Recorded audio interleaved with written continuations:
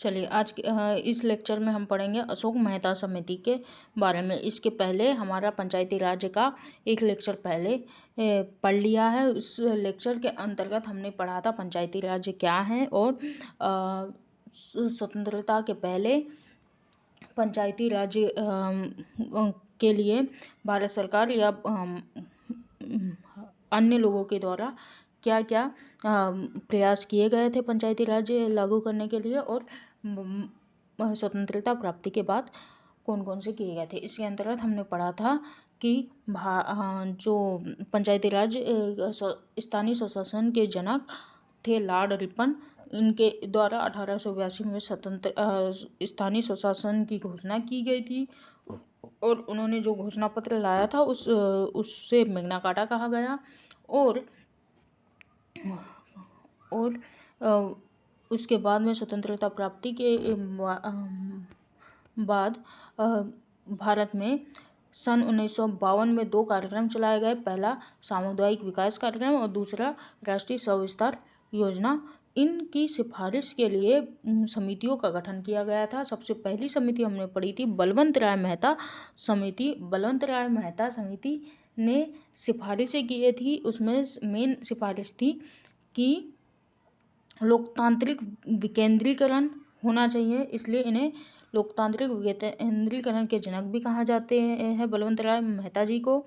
और उन्होंने त्रिस्तरीय राज्य की बात कही थी। त्रिस्तरीय राज्य की बात कही थी बलवंत राय मेहता जी ने। उन्होंने कहा था कि जिला स्तर पर जिला परिषद, जनपद स्तर पर मध्यवर्ती स्तर पर जनपद पंचायत और ग्रामीण स्तर पर ग्राम पंचायत होनी चाहिए। इनकी सिफारिश को राष्ट्रीय विकास परिषद के द्वारा 1958 में मंजूरी दी और 2 अक्टूबर 1959 को राजस्थान के नागौर जिले के बगदरी गांव में पहली पंचायती राज संस्था का निर्माण की घोषणा उद्घाटन किया गया था। और दूसरा हमने पढ़ा था कि 11 अक्टूबर उसके बाद राइट 9 दिन के बाद 11 अक्टूबर 1959 को आंध्र प्रदेश के महबूब नगर जिले के सादनगर विकास खंड में पंचायती राज की घोषणा की गई थी। चलिए इसके बाद हम आज के लेक्चर में पढ़ेंगे अशोक मेहता समिति के बारे में। अशोक मेहता समिति क्या थी और इनके द्वारा कौन कौन सी सिफारिशें की गई है और उन्होंने क्या अपनी राय दी है पंचायती राज के बारे में, उसके बारे में पढ़ेंगे। चलिए स्टार्ट करते हैं। पंचायती अशोक मेहता समिति। अशोक मेहता समिति दिसंबर 1977 में मोरारजी देसाई की सरकार के द्वारा, मोरारजी देसाई पीएम थे, मोरारजी देसाई की सरकार थी उस समय, अशोक मेहता समिति की अध्यक्षता में एक समिति का गठन किया गया। किसके द्वारा? दिसंबर 1977 में मोरारजी देसाई की सरकार के द्वारा अशोक मेहता समिति की अध्यक्षता में एक समिति का गठन किया गया। समिति का नाम दिया गया अशोक मेहता समिति। इसमें अशोक मेहता समिति में 13 सदस्य थे। समिति ने 1978 में अपनी रिपोर्ट केंद्र सरकार को सौंप दी। समिति के द्वारा दी गई रिपोर्ट में केवल 132 सिफारिशें थी। अब हम इसकी इतनी 132 सिफारिशें तो नहीं देख पाएंगे, लेकिन जो हमारी एग्ज़ाम की दृष्टि से महत्वपूर्ण सिफारिशें थी वह हम देख लेते हैं, ठीक है, ताकि हमें मेन फैक्ट तो समझ में आ जाए। पहला इनका था कि इस समिति का उद्देश्य था कि पंचायती राज को सुदृढ़ और मजबूत बनाना। समिति का उद्देश्य था कि पंचायती राज सुदृढ़ हो और मजबूत हो। दूसरी बात, इस समिति ने पंचायती राज संस्था को द्विस्तरीय रूप प्रदान किया। उसमें बलवंत राय समिति ने त्रिस्तरीय दिया, इन्होंने कहा कि द्विस्तरीय रूप प्रदान किया, अर्थात जिला स्तर पर जिला परिषद होना चाहिए। अशोक मेहता ने कहा द्विस्तरीय पंचायती राज होना चाहिए, जिला स्तर पर जिला पंचायत होनी चाहिए और निम्न स्तर पर मंडल पंचायत, जिसे निम्न स्तर यानी कि 2 स्तर बनाए इनने है उच्च स्तर और निम्न स्तर। उच्च स्तर पे जिला पंचायत और निम्न स्तर पर मंडल पंचायत, जिससे मंडल पंचायत बनाई जाएगी, जिसे कई गांवों को मिलाकर बनाया जाना चाहिए। इनने ये बात की। तो द्विस्तरीय पंचायती राज की बात की अशोक मेहता जी ने। इन्होंने कहा कि उच्च स्तर पर जिला परिषद और निम्न पे मंडल पंचायत होनी चाहिए। इन्होंने ग्राम पंचायत की बात नहीं की। फिर इन्होंने कहा कि ग्राम पंचायत को समाप्त कर देना चाहिए। इनकी सिफारिश में इन्होंने कहा कि ग्राम पंचायत को समाप्त कर देना चाहिए और छोटे छोटे नहीं, कई गांव को मिलाकर मंडल पंचायत का निर्माण होना चाहिए। अगली बात इन्होंने कही कि मंडल अध्यक्ष का चुनाव प्रत्यक्ष होना चाहिए तथा जिला परिषद के अध्यक्ष का जो चुनाव है वह अप्रत्यक्ष होना चाहिए। इन्होंने कहा कि मंडल पंचायत के जो अध्यक्ष होंगे उनका चुनाव आप प्रत्यक्ष रूप से करवा दीजिए और जिला परिषद के जो अध्यक्ष है उनका चुनाव अप्रत्यक्ष रूप से करना चाहिए। अगली बात इनने क्या कही, अगली सिफारिश क्या थी इनकी, मंडल पंचायत तथा जिला परिषद का कार्यकाल इन्होंने 4 वर्ष का निर्धारित किया कि मंडल पंचायत और जिला परिषद का कार्यकाल 4 वर्ष का होना चाहिए। इन्होंने कहा कि इसका कार्यकाल कितने वर्ष का होना चाहिए, 4 वर्ष का। दूसरी सिफारिश इनने की पंचायती राज ग्रामीण जीवन के व्यवहारिक पहलू को ध्यान में रखते हुए विकास में सहायक होना। सबसे पहली बात तो इन्होंने ये कह दी कि इनके माइंड में क्या था समझ में नहीं आया। पहली बात तो इन्होंने कह दी कि पंचायती राज समाप्त होना चाहिए और 2 स्तरीय ही होनी चाहिए। फिर अब ये सिफारिश कर रहे हैं कि पंचायती राज ग्रामीण जीवन के व्यवहारिक पहलू को ध्यान में रखते हुए विकास में सहायक होना चाहिए। अरे भाई, जब ग्रामीण जीवन के व्यवहारिक पहलू को ध्यान में रखते हुए हमें विकास करना चाहिए तो हमें ग्राम पंचायत की आवश्यकता भी तो पड़ेगी। ग्राम पंचायत को आप समाप्त कर रहे हो, ग्रामीण स्तर को आप समाप्त कर रहे हो और आप कह रहे हो कि कई ग्रामों को मिलाकर मंडल पंचायत का निर्माण किया जाएगा या किया जाना चाहिए। तो कई ग्रामों का जब ग्रामीण स्तर के व्यवहारिक पहलू को हम कैसे ध्यान में रख पाएंगे। तो इनकी बात समझ में नहीं आई।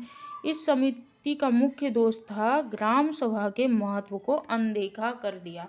टोटली इनने ग्राम सभा के महत्व को अनदेखा कर दिया। ठीक है, अगला हम पढ़ते हैं। अगली समिति है GVK राव समिति। योजना आयोग ने सन 1985 में 1985 में ग्रामीण विकास और निर्धनता उन्मूलन कार्यक्रमों के लिए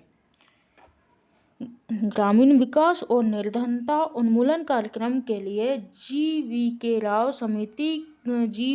राव जी की अध्यक्षता में समिति का गठन किया। किस लिए किया? 1985 में योजना आयोग ने किया। 1985 में किस लिए? ग्रामीण विकास और निर्धनता उन्मूलन कार्यक्रम के लिए अध्यक्ष बनाए GVK राव। इनकी अध्यक्षता में समिति का गठन किया GVK राव समिति। ठीक, अब इसका उद्देश्य था ग्राम विकास के प्रबंधन और पंचायत की भूमिका और शहरी व्यवस्था के साथ पंचायती राज के संबंधों पर ध्यान केंद्रित करना। उद्देश्य था ग्राम के विकास, प्रबंधन और पंचायत की भूमिका और शहरी व्यवस्था के साथ पंचायती राज के संबंधों पर ध्यान केंद्रित करना। अब हम देख लेते हैं GVK राव समिति के द्वारा पंचायती राज के लिए कौन कौन सी सिफारिश की गई। इन्होंने कहा जिला स्तर पर उप समिति होनी चाहिए। इनकी पहली सिफारिश थी कि जिला स्तर पर उप समिति होनी चाहिए। दूसरा, जिला परिषद मजबूत होना चाहिए। इसके बाद इन्होंने इम्पोर्टेंट बात कही जो इसके पहले बलवंत राय या अशोक मेहता समिति के द्वारा नहीं कही गई थी। यह इम्पोर्टेंट बात है एग्जाम की दृष्टि से। ST SC OBC तथा महिलाओं को पर्याप्त प्रतिनिधित्व मिलना चाहिए। इन्होंने बात कही कि ST SC और OBC तथा महिलाओं को पर्याप्त प्रतिनिधित्व मिलना चाहिए। यह बात किसने की थी? GV के राव समिति के द्वारा। यह एग्जाम की दृष्टि से ही। इसके बाद इनने और एक बात कही महत्वपूर्ण, स्थानीय निकाय के चुनाव नियमित अंतराल में कराए जाने चाहिए। इसके पहले क्या होता था कि जो स्थानीय निकाय के जो चुनाव होते थे उनका कोई एक पर्टिकुलर टाइम नहीं होता था कि 4 वर्ष के बाद या 4-5 वर्ष के बाद चुनाव कराए जाने चाहिए। हालांकि कार्यकाल की 4 वर्ष कार्यकाल की बात अशोक मेहता समिति के द्वारा कही गई थी, लेकिन नियमित चुनाव की बात नहीं कही गई थी। नियमित चुनाव की बात की गई है GV के राव समिति के द्वारा। और इम्पोर्टेंट बात कही गई है ST SC OBC और महिलाओं को पर्याप्त प्रतिनिधित्व मिलना चाहिए। 2 इम्पोर्टेंट बात। अब आगे हम बढ़ते हैं और अगली समिति देखते हैं ML सिंघवी समिति। ML सिंघवी समिति आई 1986 में।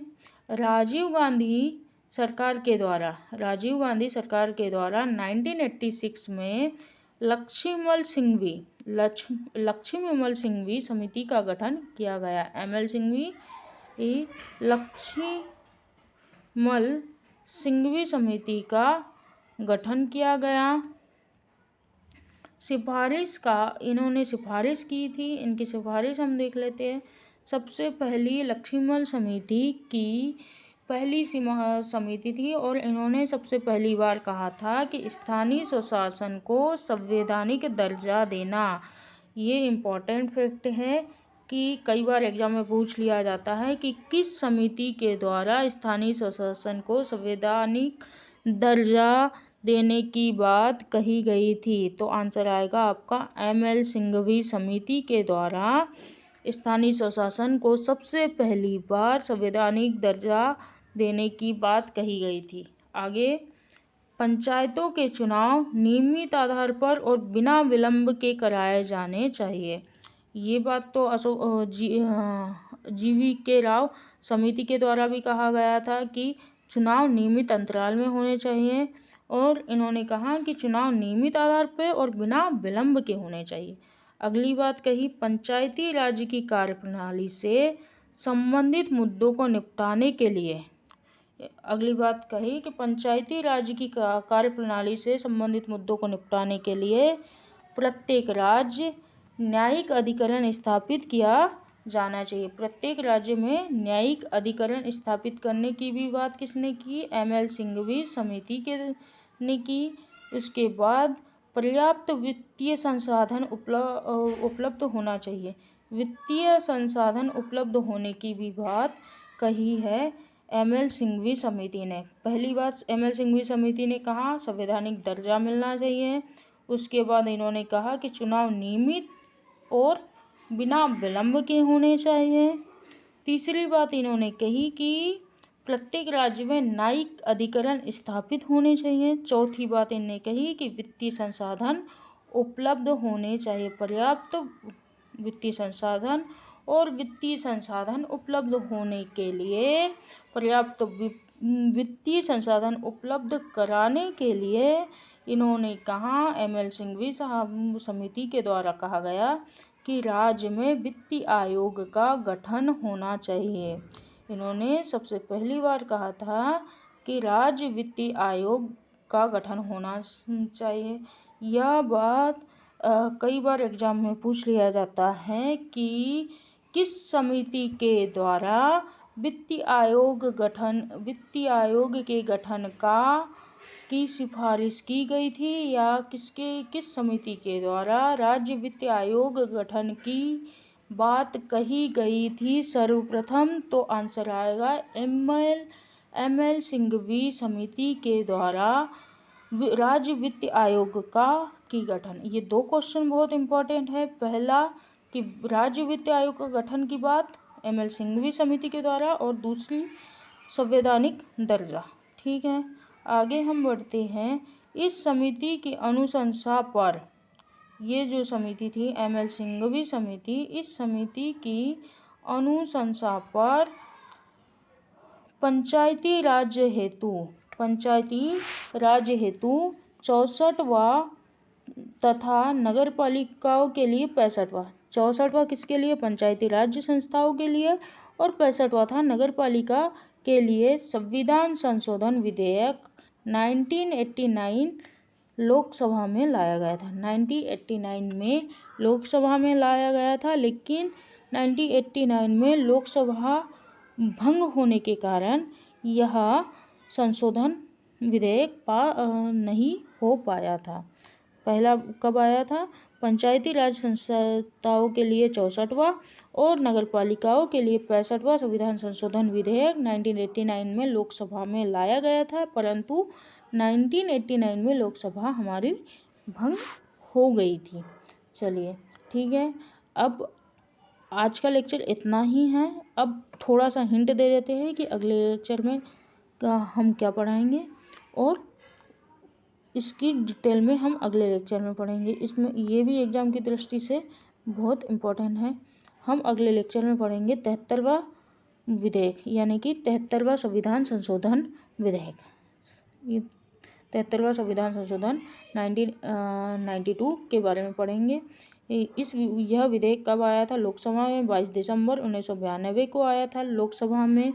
राज्यसभा में ये गया एक दिन बाद 23 दिसंबर 1992। पहले आया लोकसभा में 22 दिसंबर 1992 को, लोकसभा से पास होके 23 दिसंबर 1992 को ये राज्यसभा में आया, और राज्यसभा से भी इसे पास कर दिया गया, और राज्यसभा से पास करने के बाद इस पर राष्ट्रपति जी के हस्ताक्षर हुए हैं 20 अप्रैल 1993 को। 20 अप्रैल 1993 को राष्ट्रपति जी के हस्ताक्षर हुए, और देश में लागू हुआ था 24 अप्रैल 1993 को। ठीक है, तो इस 73वां संविधान संशोधन के बारे में हम डिटेल से आने वाले लेक्चर में पढ़ेंगे। ठीक है, ओके, थैंक यू।